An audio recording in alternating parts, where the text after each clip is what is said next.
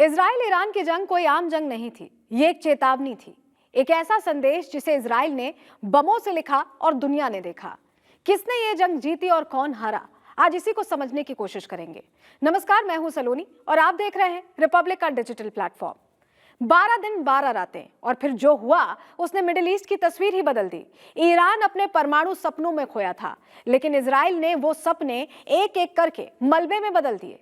सबसे पहले बात टारगेट नंबर 1 की, यानी परमाणु ठिकाने फोर्डो, नतांज और इस्फहान, ईरान के सबसे सिक्योर न्यूक्लियर साइट्स। लेकिन इजरायली मिसाइलें न सिक्योरिटी देखती हैं न कोई डिफेंस सिस्टम इसके आगे टिकता है। फोर्डो तबाह हो गया और इसी के साथ इजराइल ने अपना पहला लक्ष्य हासिल कर लिया।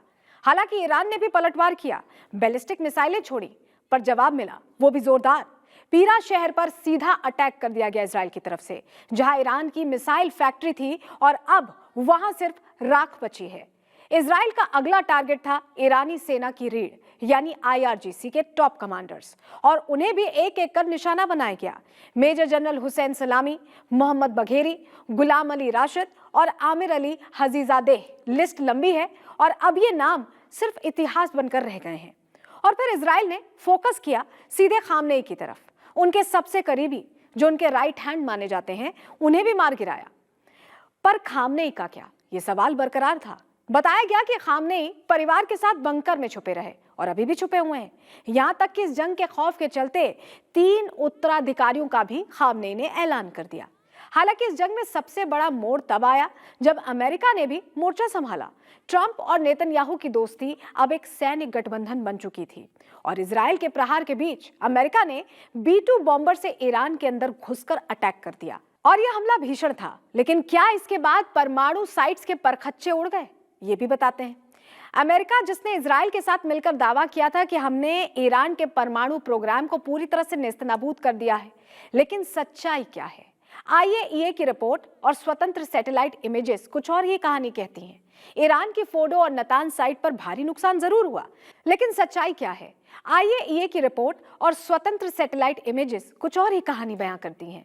ईरान की फोर्डो और नतांज साइट पर भारी नुकसान जरूर हुआ, लेकिन यूरेनियम संवर्धन की मूल संरचनाएं अभी भी जिंदा हैं।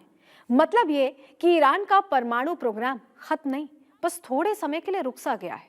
और यही अमेरिका की सबसे बड़ी रणनीतिक असफलता है। जंग जीतने का दावा किया, लेकिन परमाणु खतरे को जड़ से खत्म नहीं कर सके। दुनिया देख रही है कि अमेरिका की जमीन कैसे लड़खड़ा रही है। बिल्कुल आपको जिस तरह से हम ये बता रहे हैं, हालात उसी तरह के बने। और आगे बढ़ते हैं। ईरान के एयर डिफेंस सिस्टम की सच्चाई अब सामने आ गई है। वो सिर्फ नाम का सिस्टम निकला, क्योंकि वो ना तो इजरायली हमले रोक सका, ना ही अमेरिकी बमबारी। अब ईरान कह रहा है कि हमने जंग जीत ली, पर सवाल यह है कि कैसे? जरा समझिए, 12 दिन की जंग में ईरान ने क्या क्या खोया? परमाणु ठिकाने, टॉप साइंटिस्ट, IRGC का headquarters, ballistic missile factory, communication network और अपनी हवाई साख, ये सब कुछ खो दिया। अब बात उस अटैक की भी करेंगे जो सिर्फ दिखावे के लिए था। ईरान ने जंग के बीच कतर पर मिसाइलें दागी, शायद इसलिए ताकि दुनिया को लगे कि वो जवाब दे रहा है। लेकिन हकीकत यह है कि यह हमला एक खानापूर्ति से ज्यादा कुछ नहीं था। कतर के एयर डिफेंस ने सभी मिसाइलों को इंटरसेप्ट कर दिया। कोई भी मिसाइल टारगेट पर नहीं पहुंची। न जान का नुकसान, न जमीन पर कोई असर। विश्लेषकों का मानना है कि ईरान का यह हमला सिर्फ टीवी पर ताकत दिखाने के लिए था, न कि कोई सैन्य रणनीति का हिस्सा। अब सबसे बड़ा नुकसान क्या हुआ, यह भी समझ लीजिए।